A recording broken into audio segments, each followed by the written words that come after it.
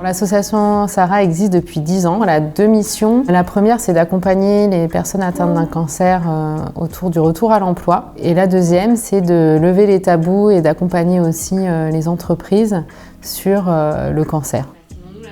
Le projet Face à la fatigue après un cancer, il a été créé pour accompagner les personnes atteintes d'un cancer en fin de traitement. Et pendant 3 mois, toutes les semaines, ils vont avoir 1 heure de sophrologie et en parallèle des suivis individuels en coaching avec moi-même.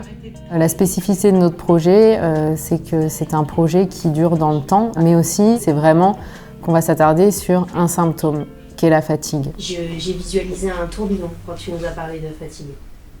Une tornade, un tourbillon qui m'entoure.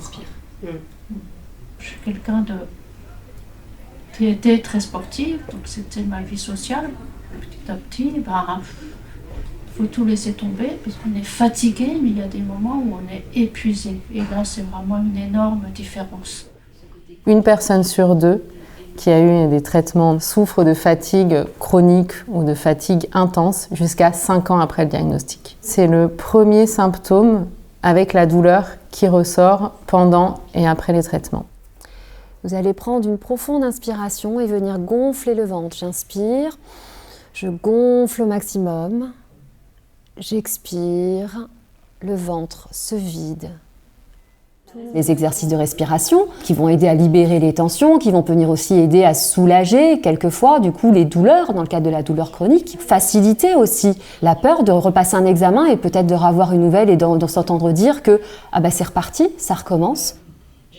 Souvent, on nous décrit l'après comme presque aussi difficile que pendant les traitements. Les personnes se sentent abandonnées, perte de confiance, perte de repères.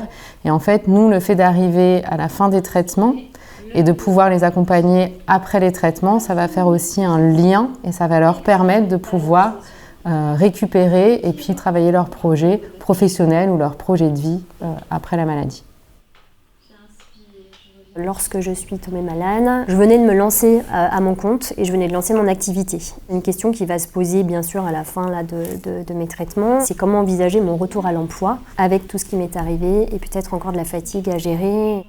C'est aussi tout ce que je vais pouvoir travailler avec l'association Sarah et avec Alexandra. Et donc, elle m'a proposé d'être une patiente partenaire. J'ai accepté.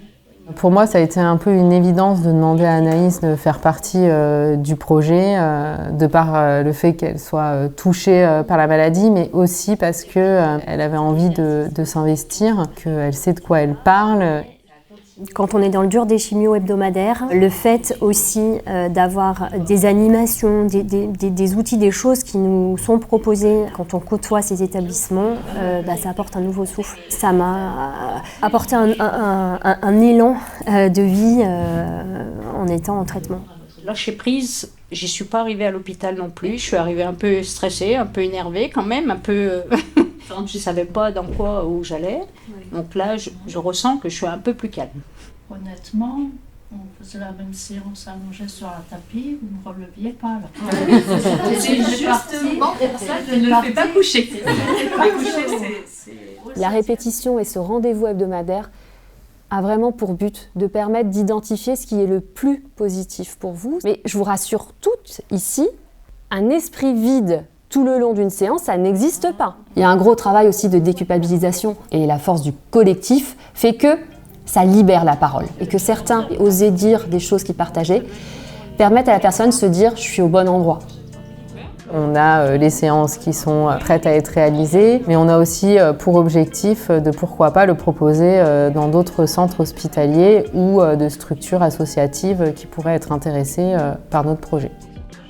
Moi, ça me touche aussi en tant que patiente, en tant que personne qui a été confrontée par la maladie et qui le suit encore, que de me dire je vais m'impliquer dans un projet qui apportera de la chaleur humaine durant ces étapes éprouvantes que sont ces chimiothérapies hebdomadaires.